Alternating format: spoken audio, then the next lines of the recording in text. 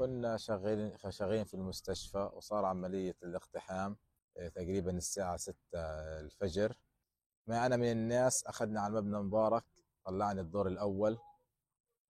حط لي كرسي، قال لي اطلع عليه. بعدين إيش، كان في هيك، كنت سامع صوت حبال. وضعونا في أرض تقريبا كلها حصمة،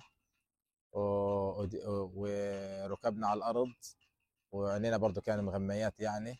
ما احنا فكرنا بدهم يدفنونا. بعدين اخذ بصمة عيننا، وقالنا اي واحد له جوال ورجيني اياه وزي هيك يعني.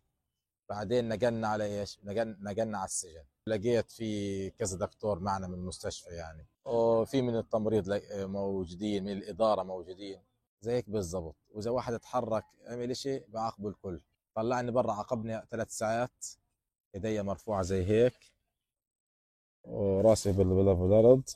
عاقبني 3 ساعات. بعدين جابني لعنده، لو خبطني على ايدي، ضل يخبط عبال ما انكسرت.